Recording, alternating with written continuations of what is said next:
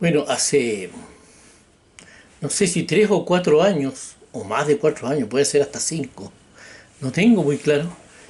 eh,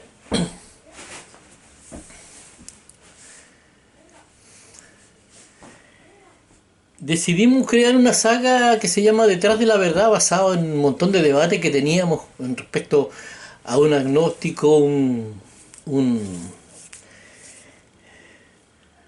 arquitecto que es ateo, parece. No sé si agnóstico o ateo, pero también había un pastor durante algunos tiempos y yo creo en Dios, pero no creo mucho en las religiones, creo que tiene mucho de fantasía la religión. Hay mucha especulación, creo, detrás de las religiones. Eh, pero sí defiendo eh, la, el hecho de que hay una inteligencia, que esto lo originó una inteligencia, el universo. Eso sí, yo apoyo esa opción. Me defino por ese lado. Ahora, yo sí he revisado, analizado la Biblia, he empezado a ver la Biblia, pero como un águila. El águila ve debajo del agua. Eh, Porque la Biblia no es la palabra de Dios. Eso lo contradice la misma Biblia. Porque para que sea palabra de Dios, la Biblia tendría que ser un mensaje de Dios al hombre, de principio a final. Eso no es la Biblia. La Biblia es un libro, según lo que yo estoy convencido, de que tiene pruebas fehacientes de que existe una inteligencia superior. Están, están en ese libro. Pruebas pero irrefutables de que existe una inteligencia superior que determinó todo lo que nosotros conocemos.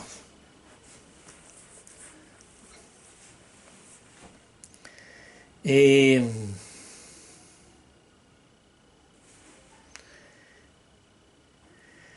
y ahora último llegué, que creo que estoy llegando a lo último de más o menos de esta saga porque eh, tuve la revelación más grande. Se puede decir que yo no pensaba que era muy grande, pero que es la donde se desprende todo lo que tiene que ver con el conocimiento, sabiduría, con todo lo que el hombre puede absorber intelectualmente y con el conocimiento en general. Y esta revelación tiene que ver con los dos árboles del paraíso. El árbol de la vida y el árbol de la ciencia del bien y del mal. Pero para empezar a hablar de eso, eh, estoy un poco más pausado porque a mí me han dicho que yo escribo muy bien y yo escribo todo lo que hablo.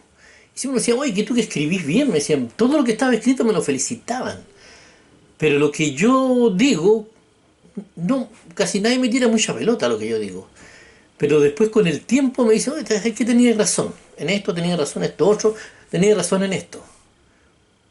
Entonces me puse a pensar yo, claro, el problema que tengo yo es la forma. Yo hablo como un cabro chico loco, soy desordenado para hablar, no tengo glamour, no tengo la forma. Por eso que yo les pido que hagan un esfuerzo y preocúpense de lo que yo digo, no de cómo hablo, de mi aspecto físico, si me afeito o no me afeito. No, preocúpense de lo que yo digo, porque yo tengo fallas en la forma, pero no en el fondo. Mi amigo Luis me envió un video eh, de un hombre que tiene todas las formas de un sabio, pero tiene una falla final, tiene una equivocación final. Pero yo creo que el video es antiguo, pero es lo que es antiguo, entonces esa falla se está revelando ahora. Es algo que en este tiempo se ha dado cuenta que eso es bastante erróneo en muchos aspectos.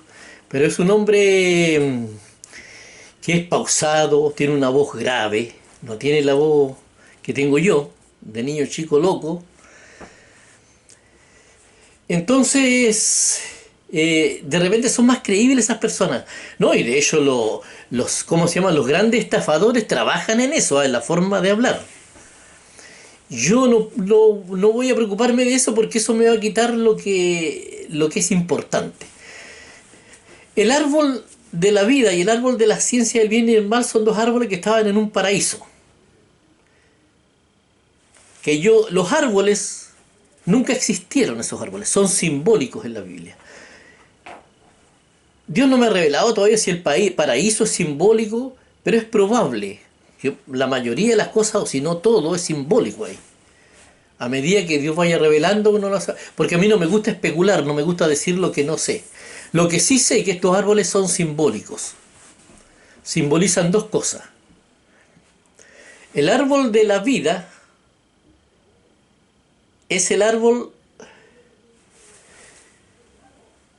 de la omnisciencia, de lo que sabe Dios. Imagínense. Y el árbol de la ciencia del bien y del mal es el árbol de la ciencia, no de la omnisciencia, la ciencia y la omnisciencia. Pasado esto, bueno, el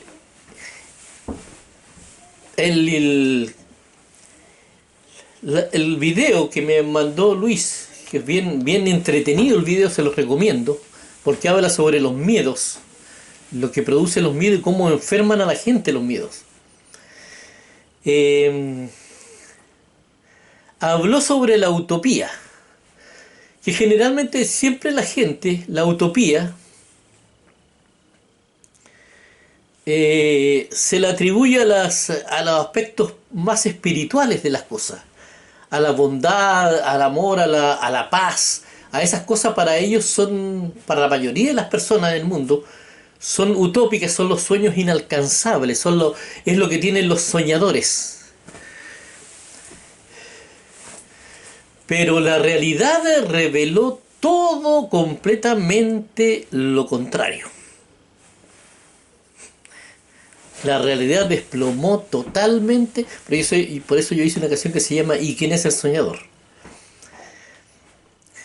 Él expresó que son caminos, porque las utopías son caminos. Claro, una persona dice, Jesús mismo dijo, yo soy el camino.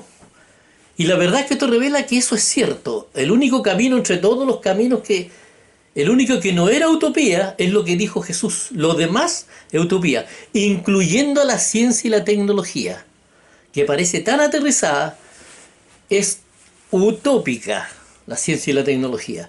No nos lleva a avanzar a un lugar donde el hombre va a recibir más beneficios de los que tenía antes. Eso es utópico. Entonces, hay cosas que parecen verdades, pero ojo, ojo, ojo, ojo. Y aquí voy a empezar a meterme en los árboles, el árbol de la ciencia y de la omnisciencia.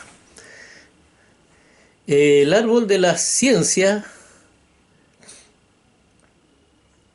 el árbol de la ciencia del bien y del mal, bien puesto el nombre, el árbol de la ciencia del bien y el mal, avanza a través de la investigación. El hombre observa, el científico observa, el cristiano cree, o el profeta, o cristiano cree.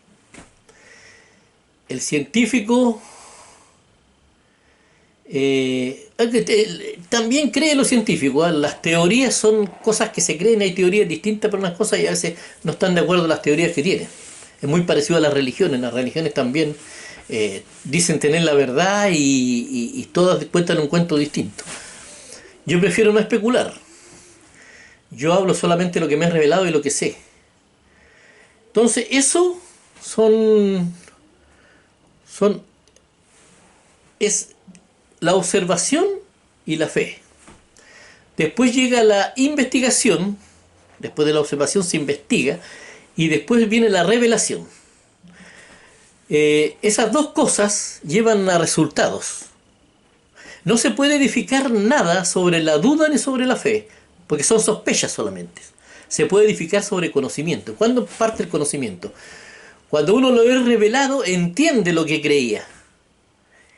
Y cuando uno lo empieza a practicar, se ve que funciona, entonces ya sabe lo que es, ya no cree, tiene que creer otra cosa, porque ese es el caminar. Yo creo, entiendo, conozco. Creo, entiendo, conozco. Creo, entiendo, conozco. La ciencia sospecha, observa, investiga y prueba. Ahora, en la revelación también existen pruebas. Los dos tienen pruebas. Pero es ahí donde está el gran detalle. Las cosas espirituales se prueban y llegan las revelaciones muy distantes en el plazo. Tienen otros tiempos distintos. Y eso se prueba a través de muchos años. Por eso que tiene tanto valor. Fíjese que existe la sabiduría, el conocimiento y la información. El hombre ahora ha perdido la sabiduría. Y la verdad es que del conocimiento ahora hay muy pocos que tienen conocimiento. La mayoría lo que tiene es información. Yo quiero decirle que hay que tener cuidado con eso. Porque yo la información la puedo tener acá, en mi cabeza, o la puedo tener en el computador o en el celular. El conocimiento lo puedo tener acá o lo puedo tener en el celular. La sabiduría no.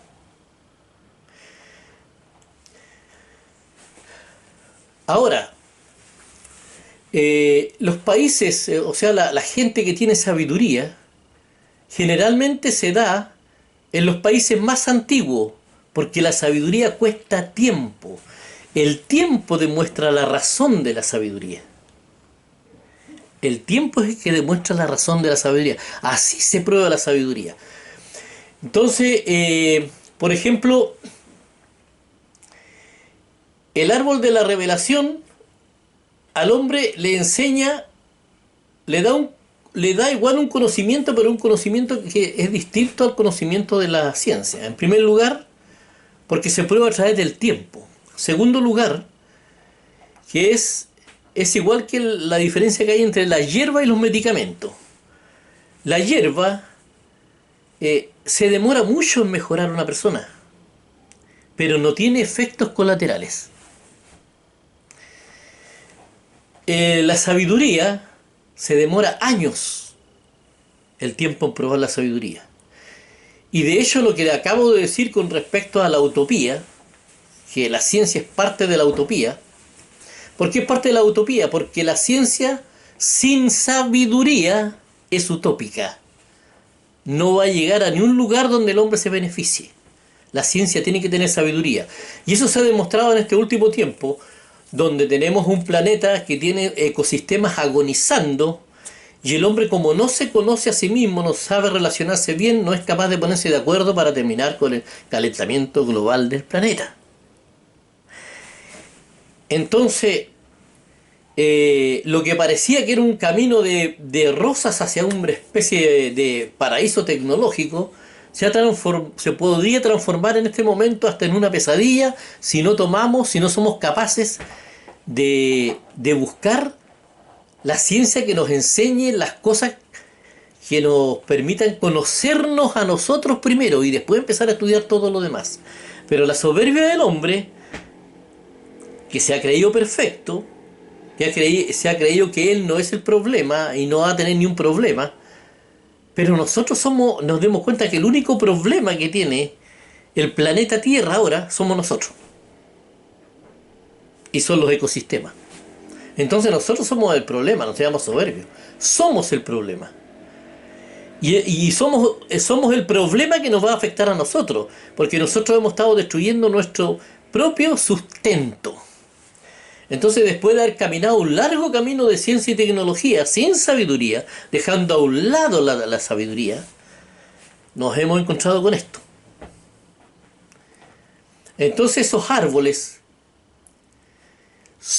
son pero perfectos, representan lo que está pasando. El árbol de la ciencia del bien y el mal y el árbol de la vida. El que lleva la vida es obvio y hay evidencias de que es el árbol de la vida.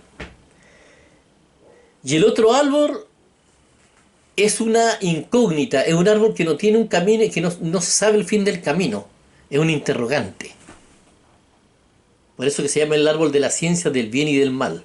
Es un árbol que al final pareciera que lo conociera casi todo y termina no conociendo nada. Porque si yo no sé dónde voy a llegar, todo el tiempo que viajé hasta acá no me sirve de nada. No sé si me están más o menos entendiendo lo que quiero decir. Entonces la utopía busquémosla, busquémosla sin prejuicios, las utopías. Busquémosla sin prejuicios. No porque las pruebas de la sabiduría demoren, tienen menos valor. Tienen más valor, que son más caras, cuestan más. China tiene mucha sabiduría.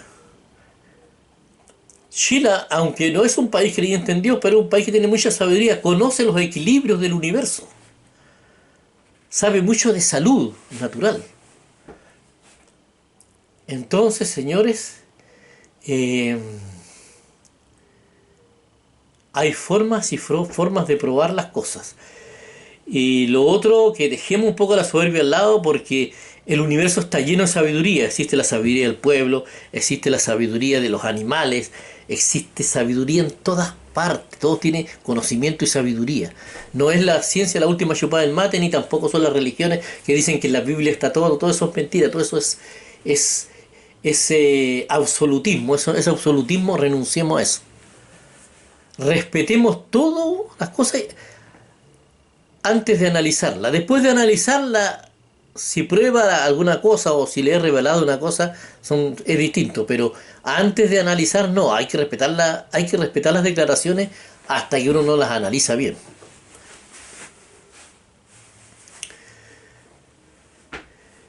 Entonces tenemos que definir nuevamente qué es lo que es la utopía y dónde está la utopía. ¿Dónde están las utopías? Ahora, si tú tienes conocimiento, o sea, si tú tienes información, puedes dejarla en el computador o memorizarla. Si tú tienes conocimiento también. La sabiduría nunca. La sabiduría tiene mucho valor.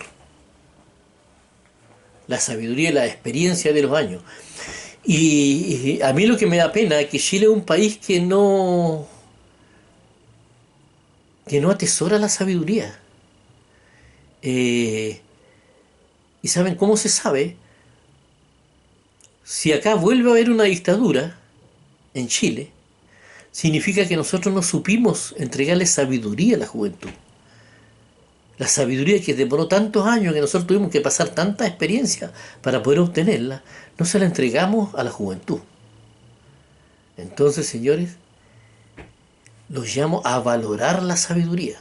La sabiduría es lo más grande que hay en el universo en cuanto a lo que puede alojar nuestra mente y nuestra memoria.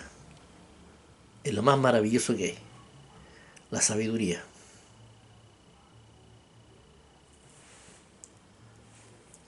Tras la verdad.